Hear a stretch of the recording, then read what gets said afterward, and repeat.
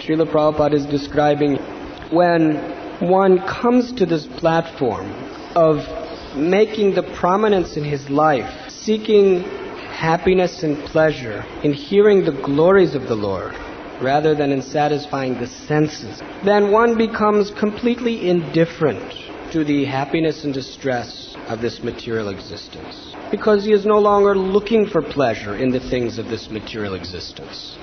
Nasta prayesha bhadreshu nityam bhagavati sevaya bhagavati uttama sloke bhaktir bhavati naistiki. It is said, one who daily takes pleasure in hearing the Srimad Bhagavatam, which is the story of the Lord and His devotees, and who daily engages in the service of the person Bhagavatam, to such a person Krishna reveals everything from within the heart.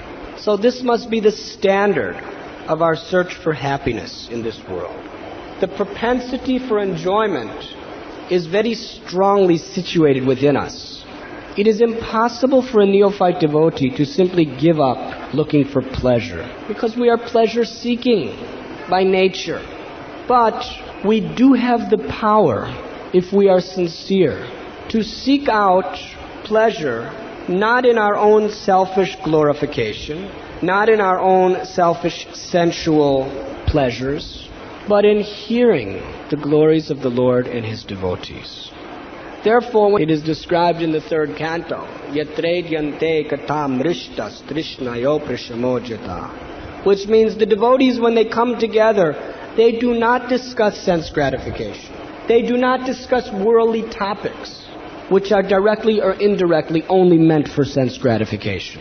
But they come together to give each other the pleasure of hearing glories of the Lord and His devotees. Therefore, in the process of coming above the neophyte stage of devotional service, it is most essential that we learn how to associate with one another. The tendency is, in the association of devotees, to talk nonsense, to speak about one's own glories, or to speak about just completely irrelevant subject matter which has nothing to do with Krishna's glories. This is the tendency of the tongue, the fastidious, uncontrolled tongue. Therefore, the devotees of the Lord must learn how to associate with one another correctly.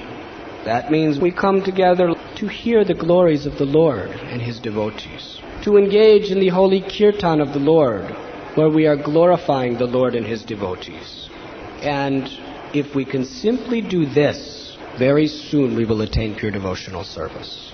If we can simply keep this sacred principle as the unifying force amongst us, then very soon we will all understand the kingdom of God within our own hearts. But if we cannot, if we will not agree to sanctifying our association by keeping the glorification of the Lord and His devotees between us, then we will do so many tapasya, so many great services, but there will always be something gravely lacking within our hearts. So let us take this benediction of Lord Nrsingadev upon our head, into our hearts. Let us take this benediction of Lord Nrsingadev as His causeless mercy and accept this benediction as our life and soul. This benediction is that anyone who takes pleasure in hearing the glories of such great souls as Prahlad and the Lord, in due course of time, will become free from all material reactions and will attain pure devotional service. This is very simple. It is a very simple process. We can speak all sorts of very, very eloquent philosophy, but if we forget this principle, our spiritual life is lost. Because factually, all our philosophy, all our logic, all our argument is only meant to bring us to the point of learning how to hear and chant the glories and names of Krishna. That's all. Let us not miss the point. What we are speaking of is the essence of spiritual life.